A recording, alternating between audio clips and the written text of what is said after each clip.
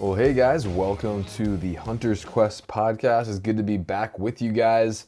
It's been a minute. I've been releasing some live recordings from the Hunt Expo for the last couple weeks. So if you like those, I hope you enjoyed them. If you aren't a huge fan, I totally get it. But I'm going to be returning back to more normal programming here. And so I'm excited because I'm coming back. This is a great episode, to be honest. Sometimes you have episodes where the conversation doesn't flow quite as well or whatever. You're just kind of getting to know somebody or whatnot. But this one, I sit down with my old friend, Dan Staton from Elkshape, and we just have a really great conversation. It's really entertaining. It's funny. We got a really good back and forth kind of dynamic going. And the reason for that is just because we are actually friends and we've spent, a fair amount of time together. So, just to give you a little bit of background, if you're new to the podcast, and I do mention it in the show, but Dan in 2021 hired me to come out and film for him, and that was kind of my first kind of break into the video side of the industry, and so he gave me a shot, and we had a great time. Very tough hunt. We get into it a little bit here, but if you haven't heard, you should go back, dig back into the podcast library. We did a bunch of podcasts together about it and videos. Some crazy stuff went down, including getting kicked off public land and threatened with violence and helicopters chasing elk, people pushing elk away from us on public land, just crazy stuff. Go back and check it out. But anyway, that's kind of old news. If you've been listening for a while. But so me and Dan are just buddies, and I saw him at the expo, and I tried to get him to sit down and do a podcast with me, but there's tons of stuff going on, and actually I'm glad it didn't work out because we got to sit down and do a real, full-on podcast back at home, and it's great. The quality's good, and we just have a really good time and a great conversation. So, we talk a lot about bear hunting with spring bear hunting coming up and kind of what he's got going over at Elkshape, and then we really kind of dig into some tag application strategy, and also this year, kind of my goal for this year. Last year my goal was to kill a mule deer and a coos deer. This year, my goal is to kill an elk and a blacktail, which would be my final deer for my deer slam. But really, my goal for this upcoming year, Lord willing, I draw my Montana general tag, but my goal is to really get my first elk this year. So we kind of dive into that. I felt like Dan was a great guy to talk about, killing your first elk with. And we talk a little bit about that, bear hunting, kind of just, like I said, whatever, we just kind of chat and kind of catch up. And, for me, there's been a lot going on lately, tons of stuff happening with the show and working on editing that and putting that together. And so I'm excited to be able to come back to you guys now with a great podcast. I hope you guys enjoy it. I do want to let you know, again, now's the time to gear up for spring bear. Now's the time to gear up for the season coming up. And so if you go to Go Hunt Gear Shop and use the code QUEST, you're going to get 10% off anything you order, and it's going to directly help supporting the show. So, I like buying stuff in the Go Hunt Gear Shop because even if it's a product that you have to kind of go outside of a hunting brand to get, you're still supporting a hunting brand if you buy it from the Go Hunt shop. Also, all the gear that they have in there, they've hand selected. They don't just carry anything. So you can pretty much rest assured if they got it in the Go Hunt Gear Shop, it's because it's a decent piece of gear. So so go there, use the code QUEST on anything you get, and you'll be supporting the show and you're getting a good deal. Other thing I want to mention is Insider. So, I know we've talked about it before, but Insider is an amazing tool. I use it all the time, especially right now. I have literally probably 10 or 12 Go Hunt tabs pulled up on my computer right now that I'm looking at, because if you're doing a multi-state, multi-species strategy, or if you just want to start getting into Western hunting, it's got all the information you need in one place to research units, find tags, look at your draw odds, figure out the trophy potential. Then they have mapping stuff as well. But as far as getting tags, researching units, finding hunting opportunities in multiple states and multiple different species, there's no better tool that I know of than Go Hunt Insider. I will always probably be a Go Hunt Insider member. There's other tools out there, but the ease of use and just the capabilities it has is awesome. So highly, highly recommend you go to gohunt.com, get an insider subscription. And if you want to do some serious research and get more tags, I can guarantee you that's the number one tool. Use that code QUEST. You're going to save 20% off your membership. So that's a really good deal. And again, when you do that, you are directly supporting the Hunter's Quest podcast and TV show. So you're getting a great tool at a great price, and you're helping me out. So I really appreciate that if you guys do that. Anything at Go Hunt or Outdoor Class, use the code QUEST. You'll save and get a good product. Lastly, I kind of brought back the thing I had kind of started doing in the beginning, which was giving shout outs to folks that leave me reviews. I really want to kind of ramp that back up. I want to get to like 500 reviews. I'm at like 263 or something right now. I got a long way to go, but right now I'm going to shout out Frummer, Keith Lansdale, Joe22657, and H. Dow. They actually went in there and gave me a written review. If you go and give me a written review and a 5-star rating, I will send you some swag in the mail. So if you are one of those guys I just called out, shoot me a message on Instagram and give me your shipping info, and I'll send you some swag in the mail. In the meantime, guys, please go to YouTube, subscribe to the YouTube channel, subscribe to this podcast, and also share this with your friends and family. Share it on social media, put it in your story, and leave me a 5-star review and a written rating. It's really big in helping me get the name out, getting more listeners and stuff like that. Word of mouth is huge, so please share this show. This is a great one to share because it's a great conversation with Dan. Dan's really entertaining, and it's a fun listen. So please do that. Lastly, I did enter one of my older films, my Kodiak Alpine blacktail hunt, in the Western Hunting Film Festival. So if you go to Western, let's see, let me pull up the website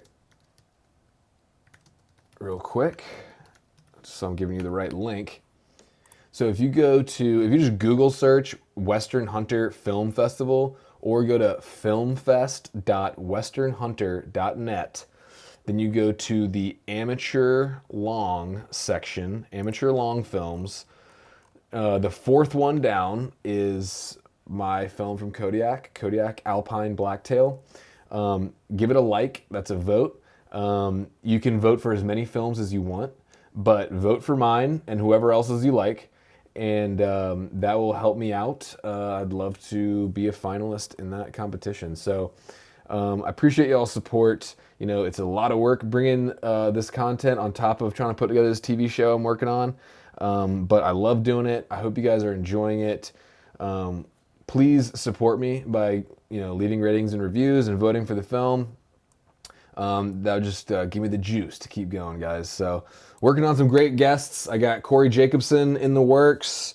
I got some other great names coming down the line. I got Greg McHale from Greg McHale's Wild Yukon, Melissa Bachman. So got some great guests in the works and more on the way. So anyway, I've been talking a long time. Guys, enjoy this conversation with Dan Staton, and we'll see you on the next one.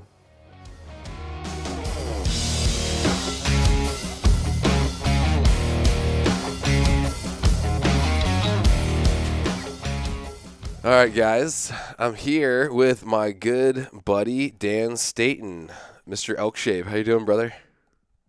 Hey, happy Friday to you, Hunter McWaters. Yeah, man, we were just having a nice little chat off air. But if you guys don't know, Dan is one of my oldest friends in the quote-unquote the industry or whatever you want to. Yeah. So Dan runs Elkshape. You guys probably know about it, but definitely check it out if you don't. But me and Dan did a hunt, like, what was that, 2 years ago?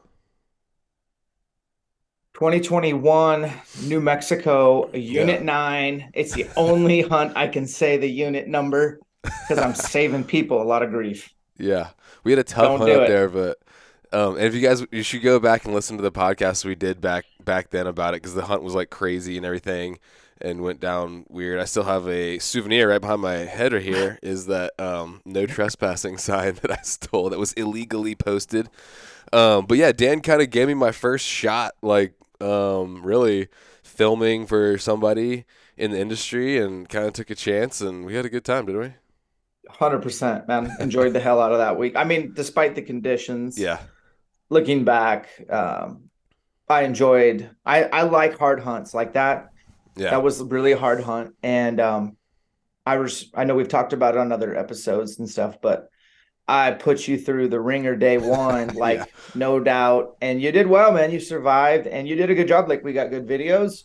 You took good still images and you gave her all. Cool. So missed your flight home. I mean, Oh yeah, it was, oh yeah, yeah, yeah. it was a tough one, man. That was such a crazy. It's such a great memory for me. Like I said, even though the hunt itself was very tough, it was a great memory. Just I know I had a great time with you. Learned a ton, and it was the first time which has kind of become normal now, but the first time I'd really like met someone, basically a stranger, pick me up from the hotel, like just kind of flew in, and then go from like never meeting you in person to spending 9 days like pretty much 24/7 together, one on one.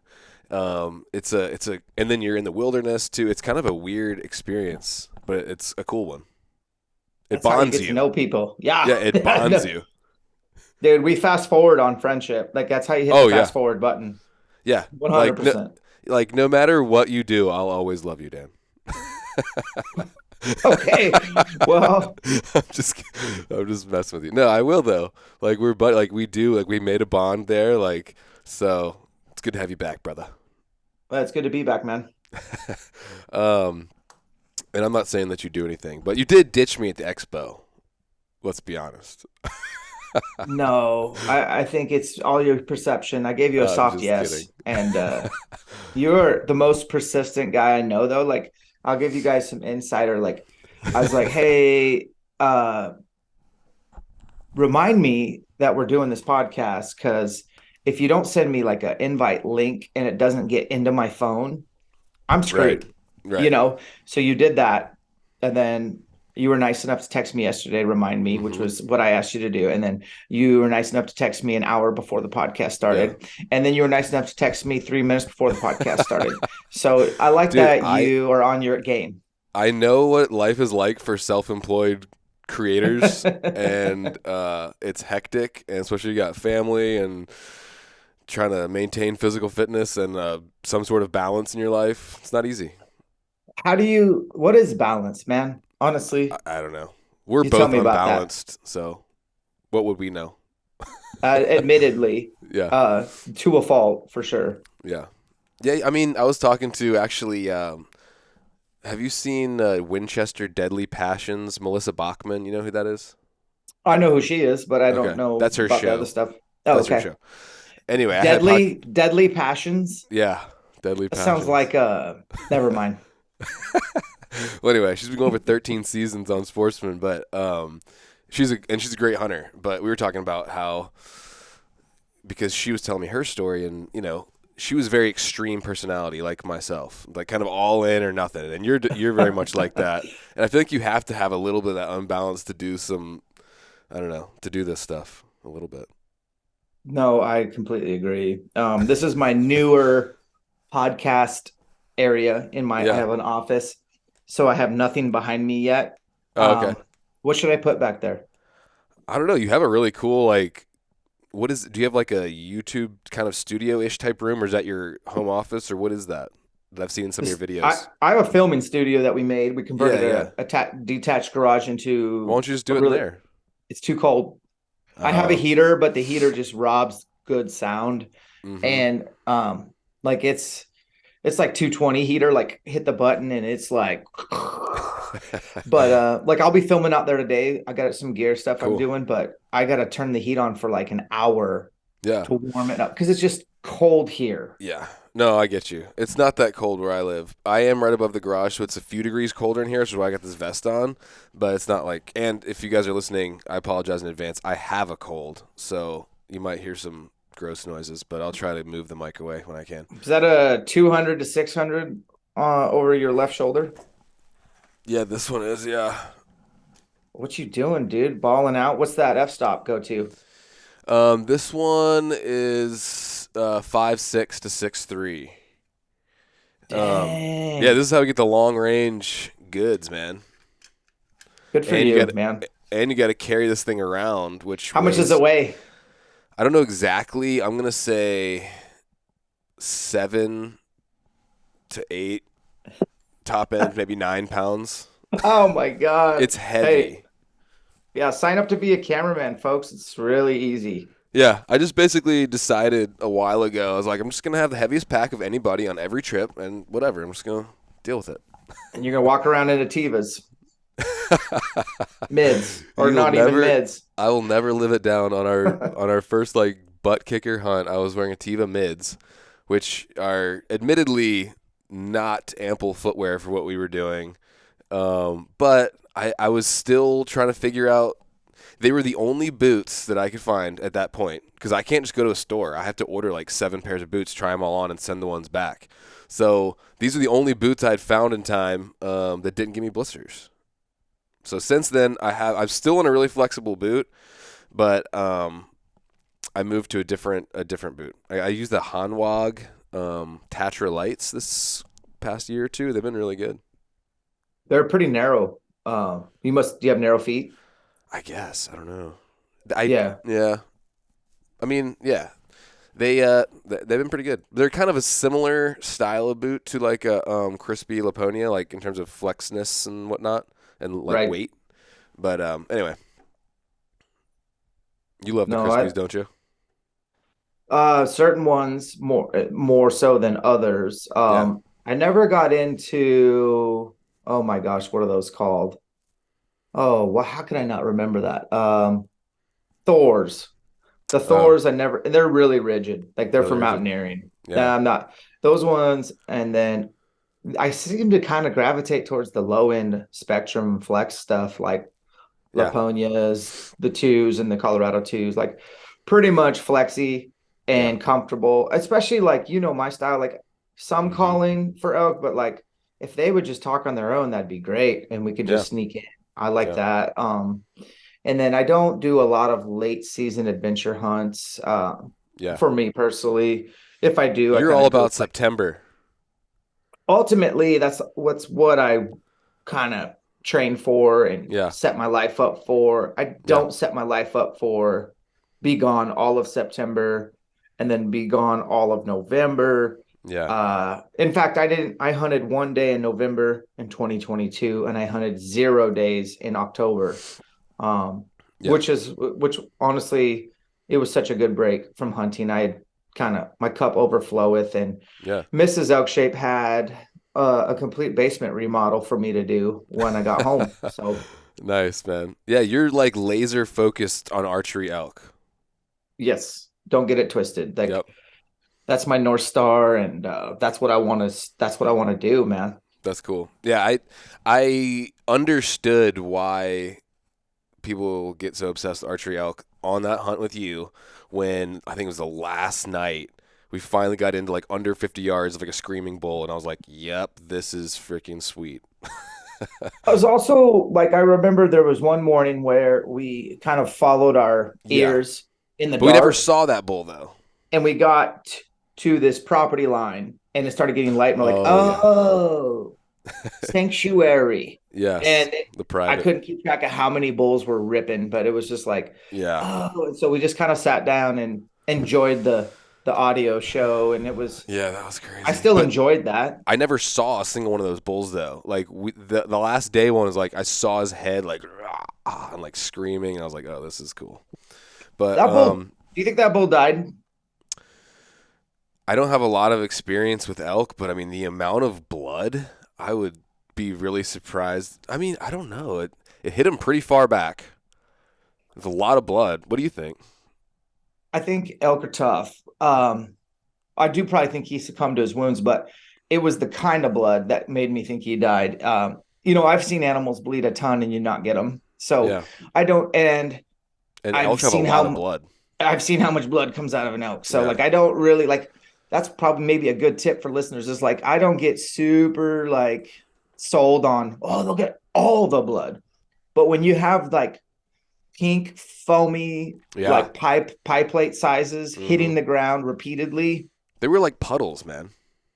you're like, oh, he's not that's He's not doing well. oxygenated blood Yeah. that's coming out of his mouth. So the shot angle was crazy. It was using a good fixed broadhead, and Yeah. I don't know, man. I think I don't if know. we had more time, we might have turned him up, but Yeah.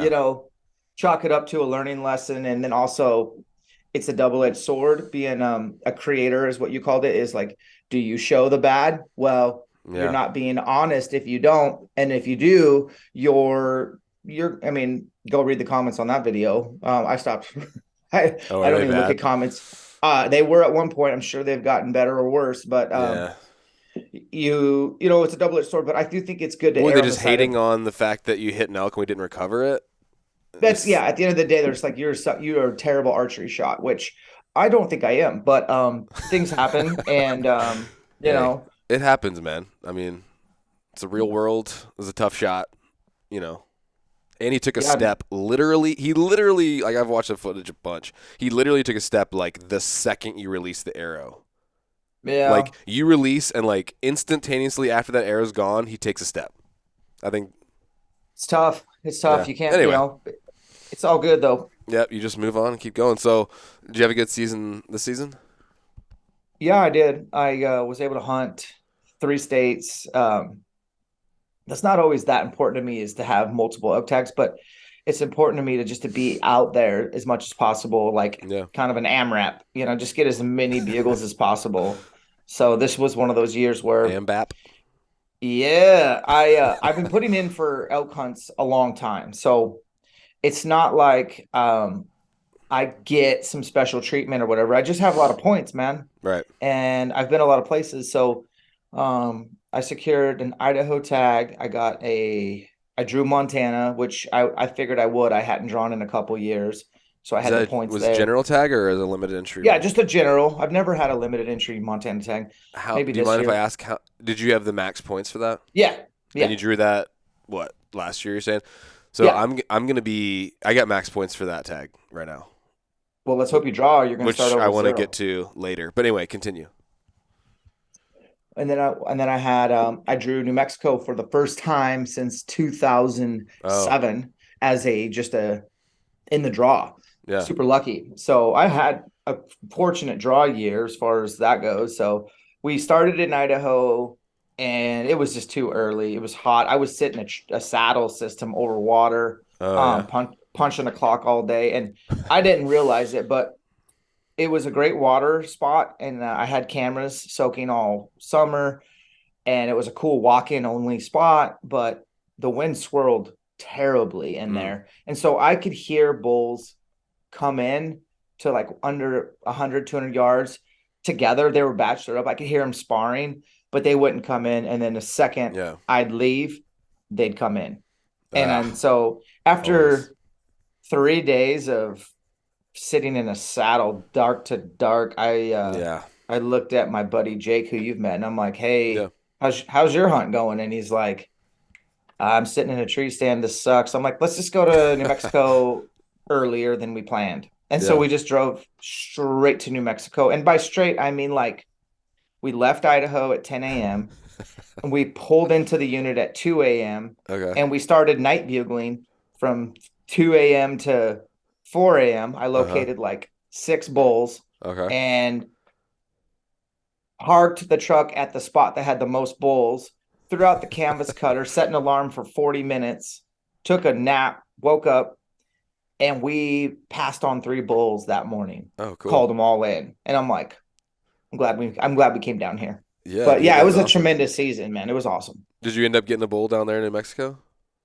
Yeah, I got a bull on day 5 in New Mexico, That's awesome. and it was one of those days where picture one of your hottest September days, just temperature wise. But the bulls were screaming all day. We just like, there must have been a hot cow in the basin. Yeah. And we worked one bull who had majority of the cows most of the day. Mm. And honestly, I couldn't get him to bed. It was bizarre, Hunter. Like, I bet it was 1 o'clock when they finally bedded. That was just, and it was so like we were dying, so the elk had to have been hot, right? Yeah. And we finally just gave up because like every time we'd get in tight, we would try to vocalize, and his lead cow would go run. Mm. He didn't. He wanted to stay and fight, and Mm. it was a really nice heavy 330 frame bull, and Mm. his lead cow wanted nothing to do with us. She was wise or hip to us. She never saw us, but long story longer is we backed out and went all the way around the other side of the basin Uh-huh. and got set up in the evening. And there was just this micro meadow that we figured these elk were going to come down to, and we set up an ambush spot. Mm. And, I was able to shoot a bull really close, like 25-yard shot, Oh, cool. ambush style. And he didn't go 20. So it was Did you guys nice film to, that one? yeah, that one's on film. It's all in the Oh, cool. tubes. And Oh, then it's we on there bounced. already? So yeah, we turned all our stuff around fast. Okay. I'll have to check it Like out. all our entire season's up. And honestly, I've been threatening on my YouTube channel. I think I'm still pretty firm on this, as I'm not filming my hunts anymore for Yeah. a couple of reasons. But obviously, like, cameramen are cool, but it makes it harder. Yeah, for sure. And it really does. And then number two, my camera guy is a stud. He never complains. You've witnessed him have his bike get Oh, vandalized. Jake, he had a rough Yeah, week. He had a rough week. his bow, he crashed. He just Yeah. doesn't get down, which I like. But I told him, like, dude, it costs me money to hire you. You have to skip your elk season to film me. I don't Yeah. like that. And it's a pain in the ass to have you. And just from the hunting side of things. And Yeah. then ultimately, we make a video on how to spine a line and arrow, and it gets Yeah. so many views. And we put out this really cool hunt.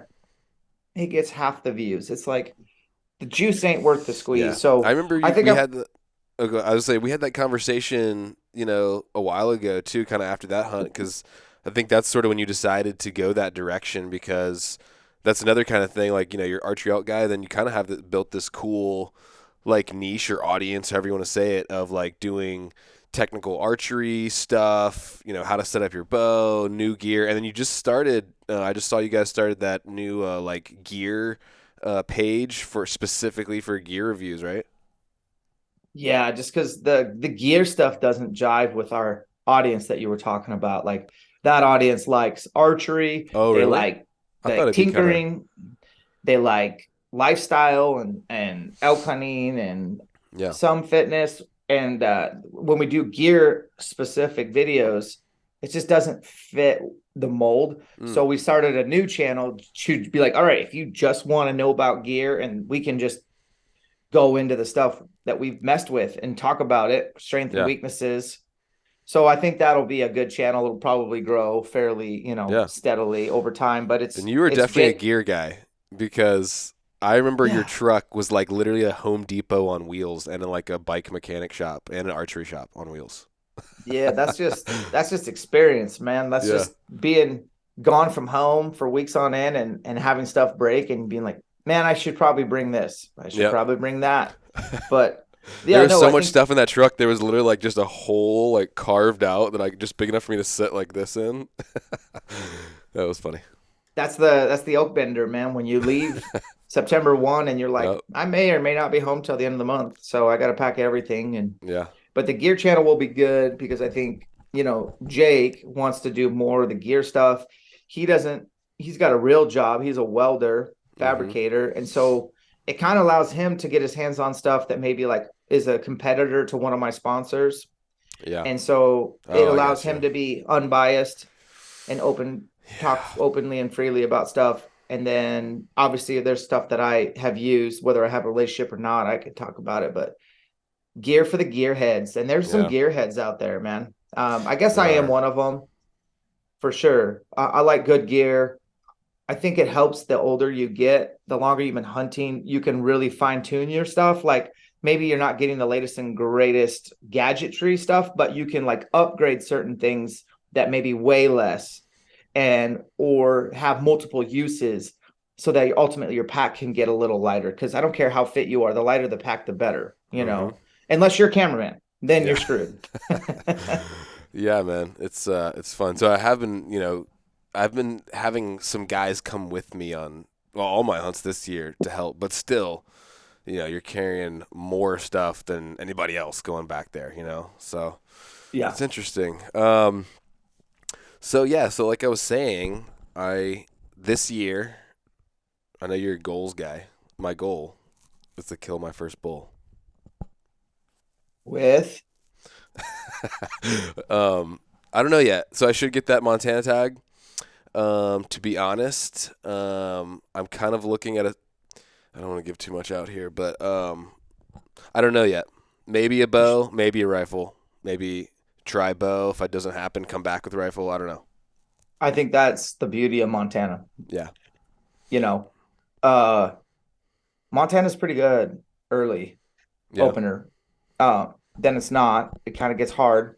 It's very similar to Colorado. There's a lot of private ranches and ground, no matter where you go, hmm, where the elk can get pushed almost overnight yeah, down to places where they can get reprieve. So I've had a lot of good success. And if I get a Montana tag, I generally like last year is a prime example of I had scheduled us to hunt Idaho for 3 days, 4 days, and then be there for the Montana opener. Meanwhile, I got this tag burned in my pocket in New Mexico, yeah, but Montana is historically that good that I would like to be there for the opener.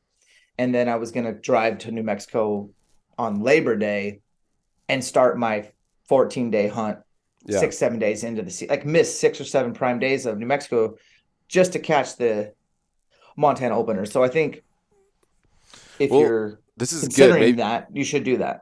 The yeah, opener. maybe you can help me process through this. So, without trying to give away too much, there's a few units in Montana in which you can hunt with a rifle starting in mid-September.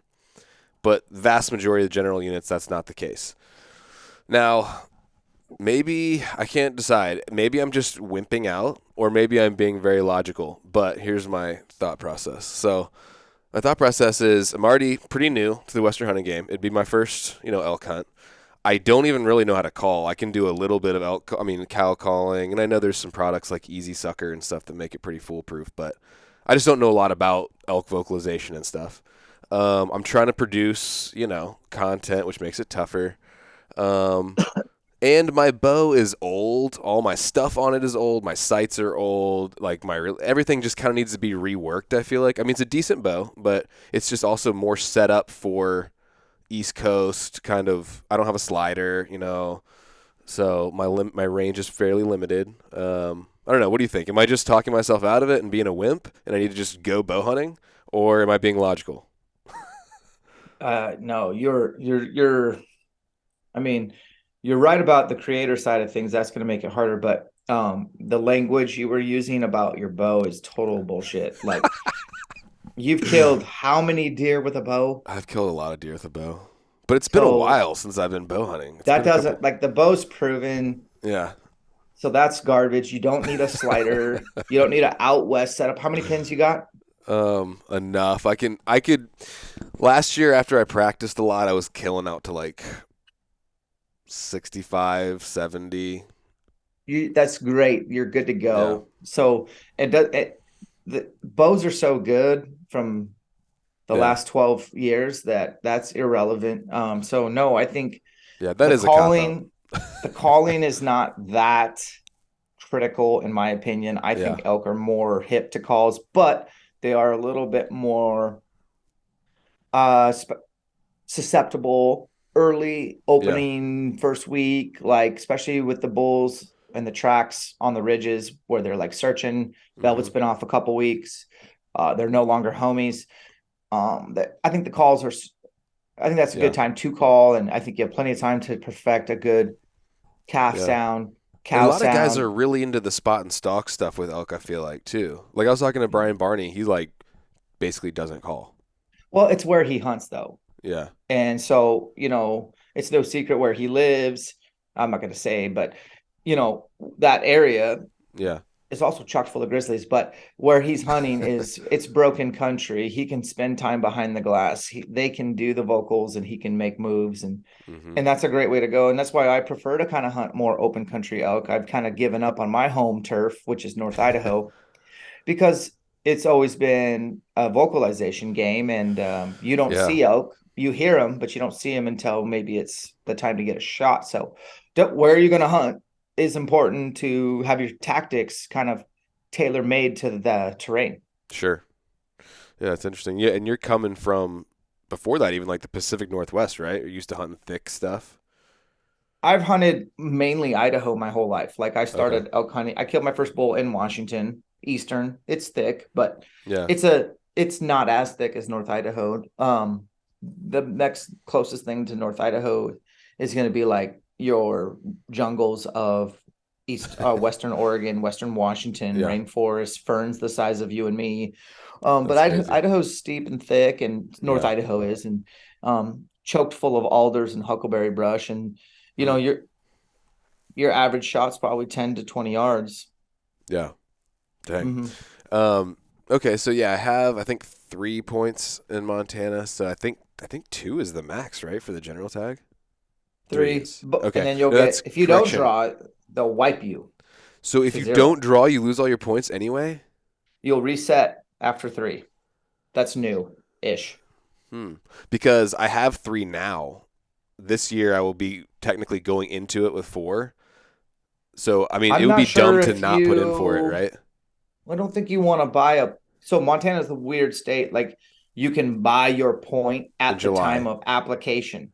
Like, so if Oh. you have 3 points to your name right now, Hunter, Hmm. and you're going to go into the Montana draw, Hmm. you'll have an option to buy a point to turn it to four. Right. I'm not, that might purge you to zero if you do that. So you might not even have to spend the extra $100 or whatever it is. Okay. So it Um, might be since it's the max point draw anyway, just don't get the point, you're saying. uh-huh. Yeah. Yeah.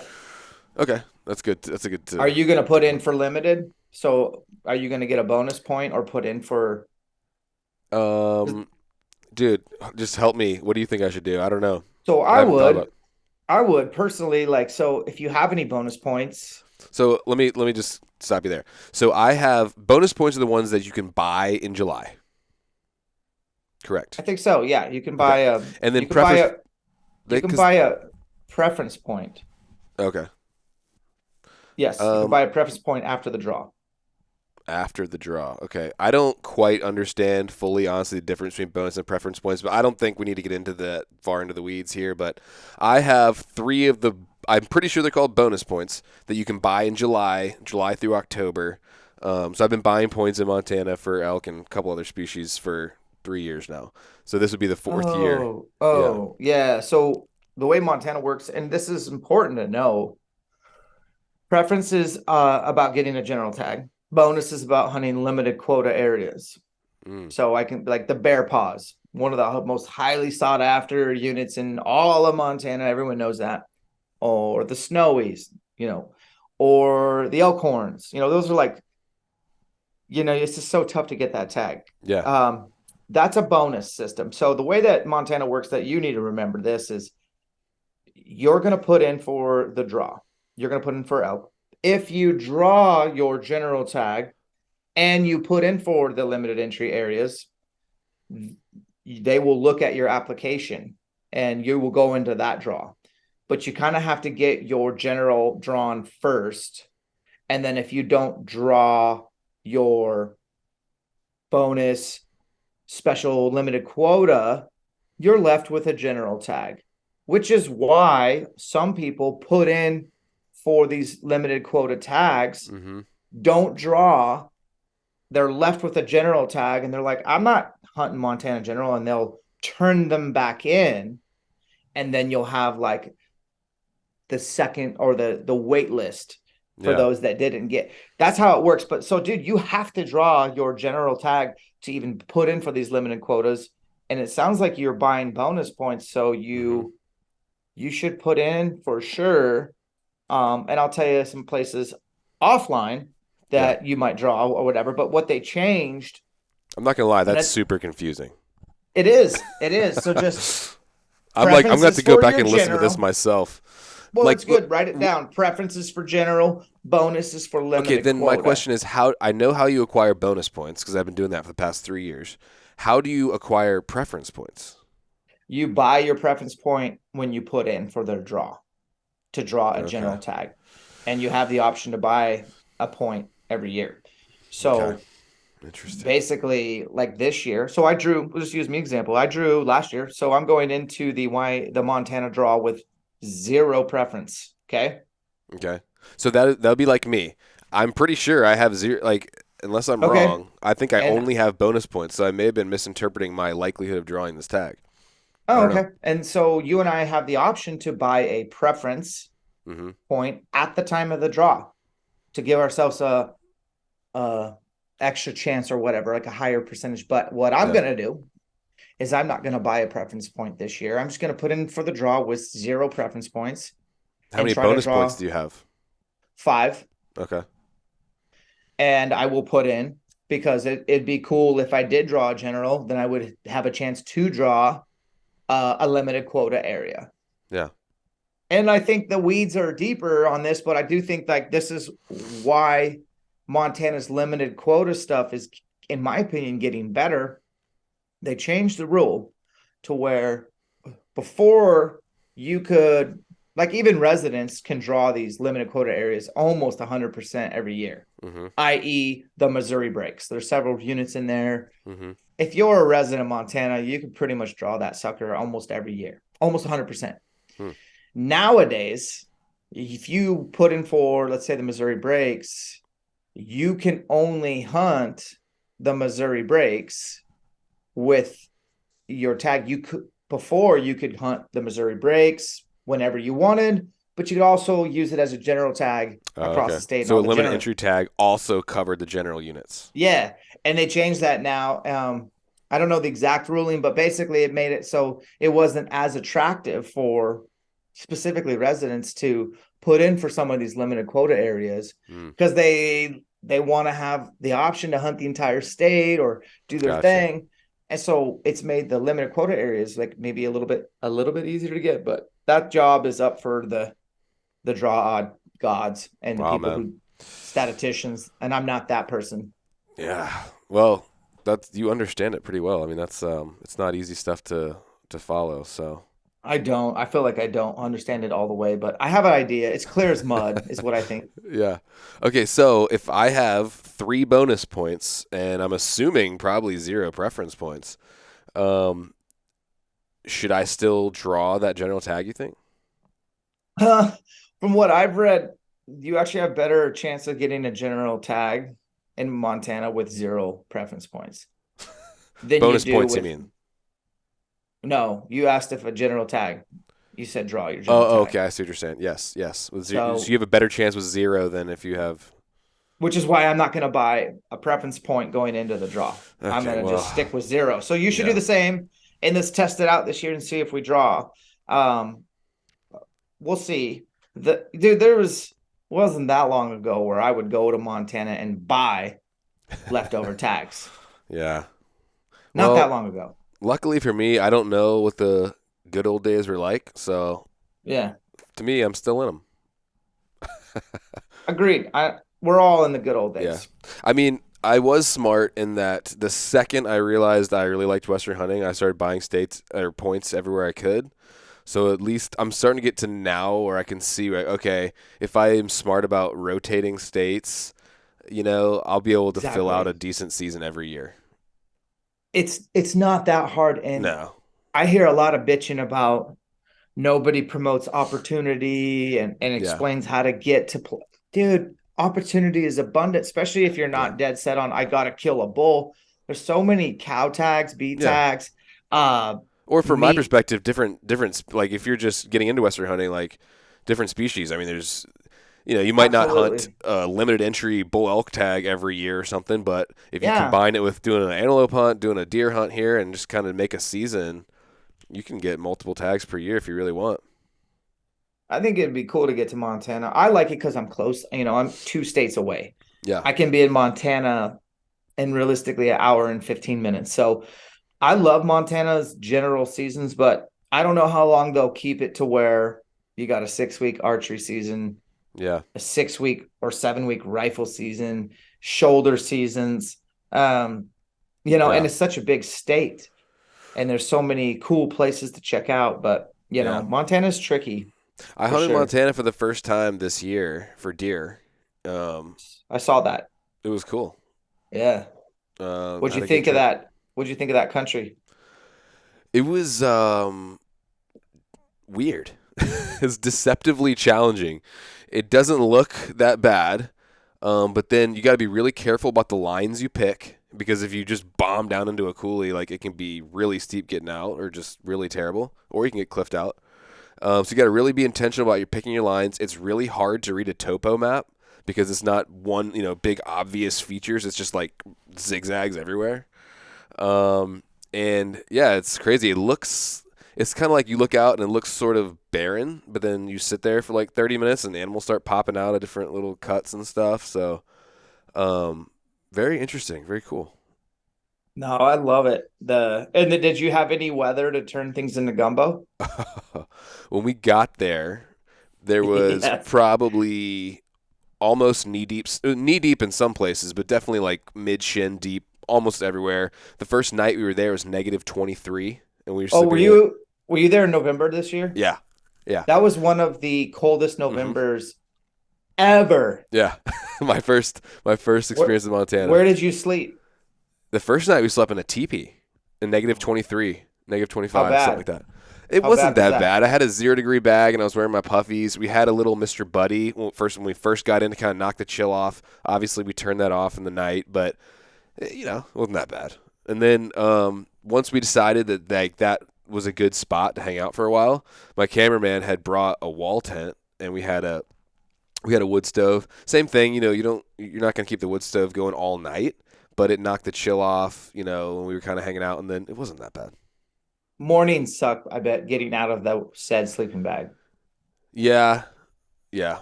We would kind of roll over. We did still have that Mr. Buddy heater, so we kind of roll over like 30 minutes before, crank it on, thaw our boots out, Smart. and then sleep a little bit, and then kind of get up, and it was not too bad. It wasn't, like, honestly, it really wasn't as bad as I thought it was going to be.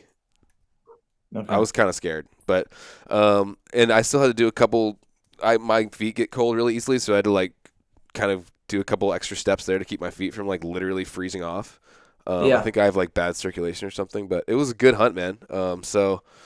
But if you let's assume I did draw that tag, that general, would you go? And I don't want to get specific, obviously, but would you try to go somewhere kind of East Montana or West and more in the mountains? It just depends on kind of like choose your own adventure type thing. Like Yeah, what makes sense for you? The further east you go, the more private ground you're going to run into. I think the further, like the more central Montana you go, if you go north, it's pretty well known that the elk populations are good. So yeah, you're going to have some hunt pressure. And plus, you got Brosman not too far from there. It's kind of like how many hunters live there and how yeah, many good hunters. yeah, A lot. If you go south of Bozeman, you're going to get into really good elk country too, but then you're going to have to deal with lots of grizzly bears. So that you got to understand that. yeah. And there's so many ranges south of Bozeman. Just look on a map and you'd be like, okay, these are chock full of elk, 100%. Dan said so. He's not going to lie to me, but it's chock full of grizzly bears. If you head to the southwest area, that's still pretty heavily hunted. There's some good numbers. A little bit more open country. I'll tell you the if you go northwest, just depends on how west you go. You get close to Idaho, you're talking brush bulls, an extension of North Idaho, which could be a vocalization game. If you kind hmm of stay east of the Marshall and the Bob, there's elk numbers in there too, but there's a lot of draw units, so you got to kind of figure that out. And speaking of grizzly bears, you could always go to the Bob and hang out with the grizzlies. Yeah, have you ever hunted in Um, the Bob? I purposely do not hunt there. I'm not a huge grizzly bear fan. I hunt solo, man. So Yeah, yeah, that's yeah, one yeah. stipulation. Like there's certain ranges I'll hunt with grizzly bears, and the Bob Marshall's not one of them. And I think it would be better to have stock to hunt there. Mm-hmm. And I think especially to get animals out. Yeah. Um, Yeah. and talk to Lampers about some of his Bob Marshall stories. He's got some good ones. Does he? Okay. So yeah, that grizzlies. That's a good topic actually because as a guy from the East Coast, I don't have. I mean, I've been to Alaska a couple times, so we saw grizzlies, but they were very. It was in Kodiak, so they're hunted, so they're they kind of see or smell you, they're out of there kind of deal. Yeah. So I don't have a ton of grizzly experience. What's your like grizzly protocol? Like, what's your tips for? Because I probably plan. There's a good chance I'll be in grizzly territory this year, and it'll be my first time kind of dealing with that. So, Well, I advice. think you got to have bear spray on your hip for Okay. sure. And I would practice using it once or twice. Bear spray Just and pistol, or as you would take that instead of a pistol. I pack both Both. personally on a 10 mm. Yep. I have a 44 mag. It's a revolver. It holds six. I don't Yeah, I even already have like a Glock shooting. 20. That's my bear gun. Okay, so Glock 20, I have one. Those are Yeah. nice. Get a big mag, practice with it. It's more a peace of mind, really. Yeah. What we're afraid of is we're afraid of running into a sow with cubs. Like Hmm. that's our number one thing that we don't really want to like have some sort of stars align and you come around a corner and you're between a mom and her babies. Yeah. Like That's Revenant type deal. The Revenant. exactly, yeah. So that's my one concern. And then obviously just you have to be pretty much especially at twilight, gray light, when you're hiking in or hiking out or making your last move on an animal. It's like Yeah. that's when bears are out, and then keep a clean camp. Yeah. It's not a good place to keep your toothpaste in your tent or not have your food hung up somewhere away. And then when you kill something, it's really important that you get it somewhere where it's fairly open, if at all possible, to where you're making multiple trips. You can approach the carcass upwind so that your scent goes down to it, so that Mm. you're like, hey, Yeah. loud music, and that you can visually see. And you just got to watch your back, man. So I can't tell you how many times I've been solo elbow deep on an elk trying to get a rear quarter off, and your guard's pretty much down at that point, man. Oh Like yeah. there's You're really, focused and you're how that crouched. goes. Yeah. And Um, so, yeah. so just going back to the clean camp thing. So obviously no food, but also you mentioned like people say don't keep your toothpaste, stuff like that you might not think about in your tent. Um, so you hang your food, everything. Yeah, you have to. I take like this little Kufaru camp bag Hmm. in the backcountry, and then I keep all my stuff in it, and I pull it out of my hoodlum, dump it all out, get camp set up, and then I put all the stinky stuff that might have a smell to it, and then just throw a tight paracord around a rock, Yeah. throw it over like a 20-foot Okay. tree, hang it up. And I don't keep it very close to my camp. I don't mind walking 100 yards to the food stash, Yeah. or what have you. Do you ever do the Yeah, electric fence thing? no, I No. don't. I would totally, like, if you were with Livesay, I'd be like, hey man, throw this in your llama. Like I would totally. Right. I think I would sleep better for sure. Cool, man. Are you gonna go bear hunting this year? Is the Pope Catholic? Man, I tell you, I haven't missed a spring bear season since 2006. Nice, dude. Are you So, hunting Idaho or are you hunting somewhere else? I'll be hunting in Canada this year for the Oh, first cool. time for bears over bait. That's more of like a fun YouTubey Yeah. event we created, which will be just like broing out. And I've killed bears over bait, so it's cool. It's different. Mm-hmm. But my bread and butter is to go to Idaho, do some spot and stock. Mm-hmm. Um, With a bow used still, to, right? yeah, yeah. It's I did shoot a bear last year with a rifle. Oh yeah. What was that? You were So shooting like a Sig Cross or something? Or what was that? so last year I went to Alaska, did spot and stock bears from a boat. That was dope. And then I Oh, went to okay. Idaho. I did spot and stock with a bow, got a bear, and then got a second tag, and was kind of being picky. I remember I think I was with the Onyx guys, and I was taking them bear hunting for just a 2-day like kamikaze hunt. And the short story is Dylan, I found him 2 bears across this canyon. He said that's in my effective range. He sat down and he squeezed the trigger, and then basically he shot the wrong bear Ah. and dropped it. And we were high fiving. And then the other guy from on next, Andrew's like, Dan, don't you have a second bear tag? And I was like, yeah. He's like, well, we're already going down there. Why don't you shoot this bear with Dylan's gun? And I was like, Mm. absolutely not. I'm a bow hunter, man. Like I'm pretentious bow hunter. No. And I was like, well, let me just lay down and look through the scope and just see how it feels. And that's all she wrote. Like I sat down, I don't know Yeah. what Dylan did, but that gun was like, you couldn't move it. It was rock steady. The crosshairs were right on the bear. It was like, Yeah. it was 620. And I took it off 620. safety. That's a poke, dude. Took it off safety. And I mean, I probably just put my finger barely on the trigger just to like, address the trigger, and it went off and the bear went down, and I just shot a bear with a rifle. And then there Nice, was dude. one hell of a, like, bear hunting. It's like, it's mainly, it's false advertising, Hunter. If you think How bear so? hunting, if you think bear hunting is like this magnificent spot and stock strategic surgery, what it is sitting on a master vantage, not moving, pulling ticks off you all day, Yes. Hundreds. and seeing bears and trying to find the one that's in a spot that you might be able to get to in time, because Yeah. they're so intervals. They Yeah. pop out, they go back in. So once you find a bear And they that's hang in out above like cliffy, nasty, just Ugh. gross stuff. So once you find a bear, that's cool, good for you. Your hunt has not even started yet. You have to Right. somehow, it's always drop, cross a blown out creek. Let's call it a river, Yeah. because that's what it This really year we had feels to like. pack raft across. That's pretty protocol. And then once you Yeah. get to that side, you have to not only get the wind right, but you got to relocate this bear, and it looks completely different from your sweet vantage. Dude, I don't know how And for you do that me, with a bow, man. lots of practice, lots of That's walks of tough, shame. dude. Because we shot ours across the river, the rifle, like, and I can't imagine crossing, getting up there, and finding the animal again and killing it. That's pretty cool. Can't tell you how many times I've crossed, gotten the wind right, got up there, and I can't They're just relocate gone. them. Yeah. It's so frustrating. Yeah.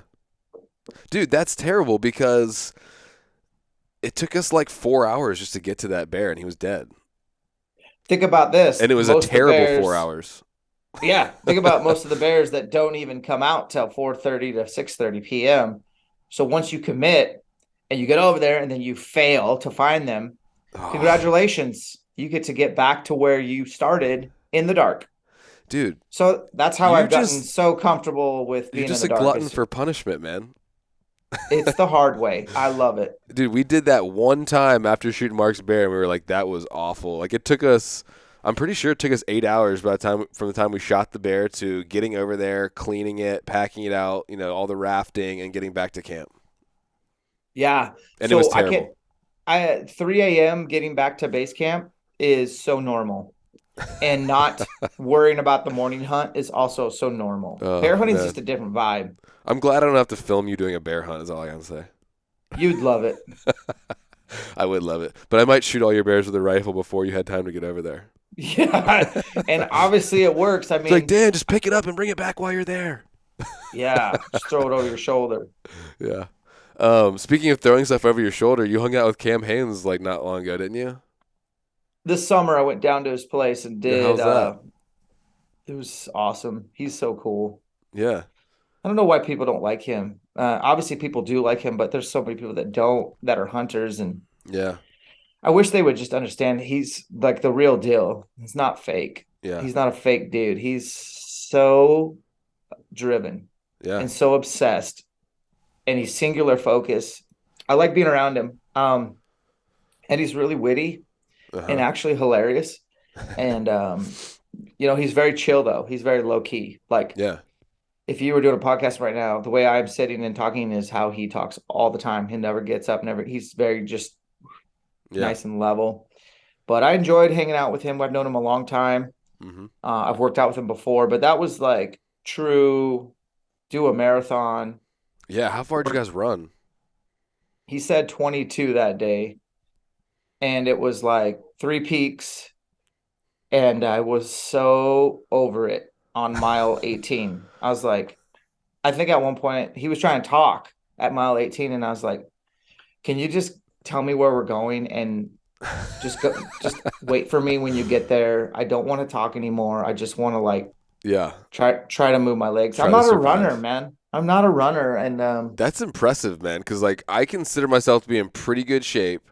I run fairly long distances. I probably run around 10 miles ish each weekend, split up over two nice. days. But like, dude, running 22 miles, I can't even like imagine that. You could do it. I mean, Jake did it with a camera, Oh, you know. jeez. We had no training for it. I do Just run. mentally though, it just seems like that would be such a mental grind. I guess it's not as bad if you have someone you're with, but like you said, by 18, you're just like, I don't even care anymore. We were doing cam stuff, so like we were doing his peaks, his trails, and then when we worked out, we did his type of workouts, which is anything bench press and arms, and and then we went to his buddy's archery range and shot where he always shoots, and and that was what we signed up for. We knew that's what we were getting ourselves into, and it was like it was a deal we made where like I had to do all these things, and then if we did all these things, he would sit down and come on my podcast, and we would do a podcast. So Oh, we didn't nice. start podcasting till 9 p.m. And it was a good podcast, man. Like he said some good one-liners that were awesome, and Yeah, we got to know him a little bit better. And then it that's looks cool. like now that's kind of like his new I format is know. like, I was just thinking that as you're talking is like he did that with you, and then now he's like kind of started this new project where he's having folks over and taking them through the ringer and then doing a podcast. yeah, it's a great formula. Honestly, That's I cool. think I think it'll do well. And obviously, like I root for him. Um, and I think I go against the grain a little bit just because I think there's like I root for you, Hunter. Like I think you know that about me. Like that's one Yeah, thing is like I root for everybody because for I sure. think there's so many people that don't the best way to say it is there's so many people that don't hunt Hmm. and eat meat. And those are the people that I want to know about hunting in a positive light. Yeah. But you're saying okay, yeah, you're saying you want the people that are not hunters to look at hunting in a positive light. 100%. Yeah. You know, you're not going to Yeah. change the mind of the people in the far end who are like absolutely anti-hunting. Right. But the majority of the people aren't really pro or Yeah, they just anti. They're don't know. probably indifferent. And so Hmm. those are the people that might see something on a social media platform True. or whatever that I want it to be spun up pretty good Yeah. and And that's the them to know, majority. yeah. And that's Yeah. who, and I think if we all were a little bit more united, it'd be probably better Yeah. No, for for sure, man. that job. Yeah. Well, that's cool. You got to hang out with Cam and you survived that. But anyway, just kind of a little rabbit trail. But any more like tips for trying to kill my first elk this year? So I'm going to do that. Hopefully, I'll draw it, and then also I'm going to go out to Oregon. Believe it or not, my buddy Luke Dusenberry is from out there, and we're going to try to kill some blacktail because that'll be the last deer I need to get all my deer subspecies. And then we're going to try to hunt some Roosevelts for the last few days. And he's got a cousin that lives out there that has been keeping track on some animals or something. Or, we have the local knowledge is all I'm trying to say. So The anyway, the Deuceberry dude, he's very talented. I think he's a good hunter probably and knows what he's doing. So I would lean yeah, on him. for But I sure. think the tips for elk hunting is follow the playbook when you hung out with me. Like just grind it out, Yeah, squander zero time, and do your best to find elk to hunt the next day, every day, hmm, to up your chances. And you know, I've been around you. You're fit. Your fitness is going to hold up. You're not weak between the ears. You know, appreciate it. shooting a bow at a big elk is going to be extremely different, yet similar to in a tree stand, believe it or not. Like you're going to have that adrenaline, Hmm. and maybe you don't know when to draw or all that kind of stuff, like in the heat of the moment, but if you can take from what all you're killing out of tree stands with whitetail, that Mm-hmm. give yourself that extra second that is hard as heck to do, will really help you pick a spot and make a good shot, because elk are really, they don't want to die, and you Mm-hmm. got to shoot them proper. So just give yourself that extra second. That's a I good don't tip. know. That's a I good think you're tip. A gonna lot of love it. guys, when your adrenaline is just jacked, you just kind of like it's like your CNS is like just end this like, and so the pin goes on the animal and you're like and you just like really, you know what I mean? But taking that extra second, like you said, to just like maybe even take a breath and just like get that pin in there and really be intentional about it. When I've hunted with new guys, and I've got them on shots and stuff, they definitely rush everything, but they also don't realize like you can kind of get away with more with the elk. So like if an elk stops and is staring right at you Mm-hmm. and you're not at full draw, go ahead and slowly draw your bow. Like Mm. they might just sit there and stare. And if they get ready and nervous and start to run, have a cow call in your mouth. Get ready to stop them when they turn, and they'll stop and look back, and they're going to present to you this beautiful quartering away shot. Like I have pulled my bow back so many times on elk looking right at me in Idaho, just because it's thick. They can't really make me out. They're Mm-hmm. dead set staring, and I'm just slowly coming to full draw. And once I'm there, I'm like, you're dead.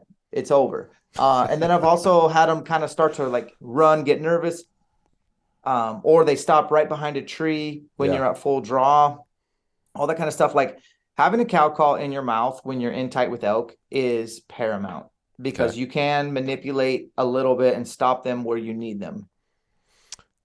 Good. That's good advice, man. You're kind of like getting me fired up to go and give the archery a shot, man, and stop making excuses. Well, I think Brian Call said it on the podcast that I did with him. He was like, "Man, we stopped doing archery hunting and trying to make YouTube videos just because it's 10x harder It is. and nothing hits the ground really." And Yeah. I understand that, but And not only in the moment, but even like the fact of like, I have so much work to do, editing and stuff. And then to also kind of add to my plate, I need to become or get back to being, a semi badass archer between now and September. It's like just adding an extra thing to your plate because for me anyway, you need to practice. You don't just pick up your bow the day before the season and go out there, elk hunting. yeah, and you got to practice all these shot angles that you might take, like from a knee with a backpack on, Right. sweaty, high heart rate, Mm-hmm. sitting on your butt on both knees, half squat, crouched, uphill, downhill, all this kind of stuff. Swinging your bow because the elk's going through lanes, swinging to, if are you Mm-hmm. right-handed? Yes. So swinging to your right, which is the hardest when you're right-handed, like elk's coming through Oh yeah. he's going to your right. It's the hardest to hold. Like going to your left is easy, but to your right, it's just more challenging. So Hmm. practicing that, and then he's going to come through those two trees. Cow call in your mouth. Practice. Stop. Yeah.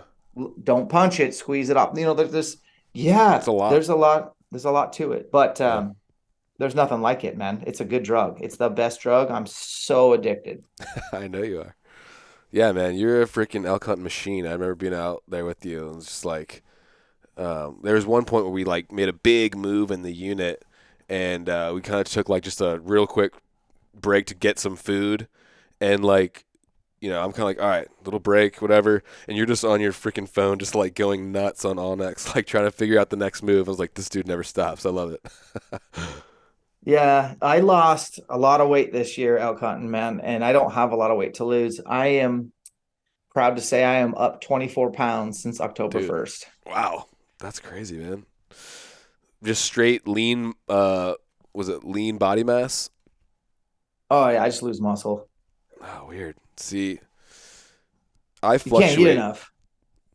You're lucky, man. If I don't track like everything that goes in my mouth, I just like start swelling in my belly.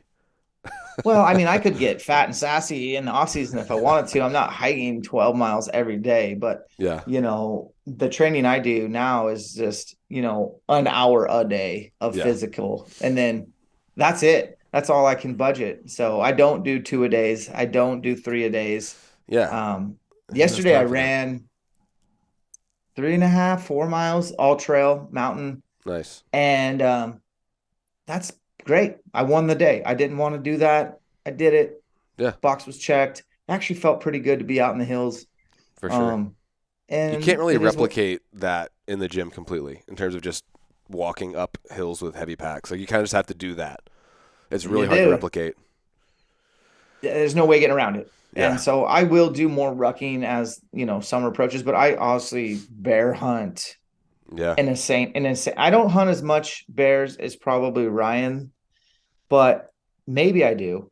I Yeah. do I do hunt bears a lot. So I get a ton of hikes and rucking, and that's another thing to make bear hunting cool is like, dude, you're like chipping the rust off before Yeah. everybody else.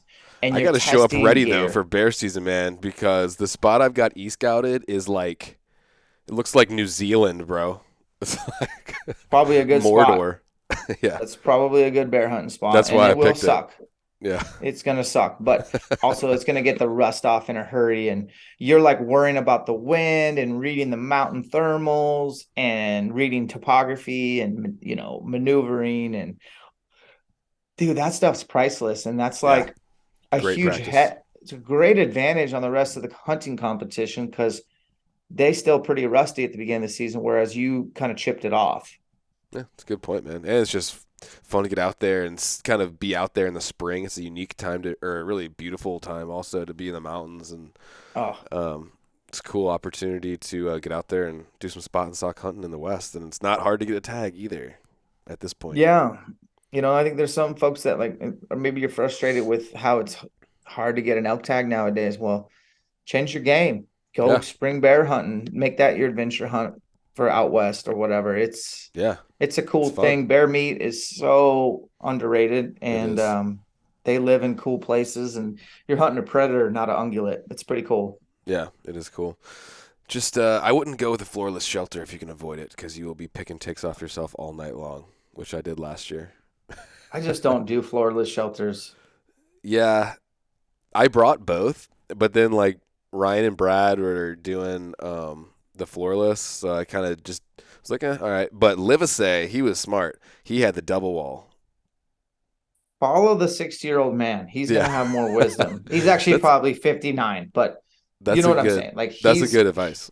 he's woods wise. He's been there, done that. Yeah, so this year I'm definitely bringing the double wall. But anyway, man, I know you're a busy dude. I could sit here and probably shoot the breeze with you forever, but I'm gonna let you go, man. I appreciate you giving me an hour of your time, and it was great catching up with you, brother. Dude, likewise, man. I appreciate you having me on, and I respect your hustle, which is my Thank love you, sir. language. So keep it up. Thank you, sir. It's good talking to you, man. Likewise.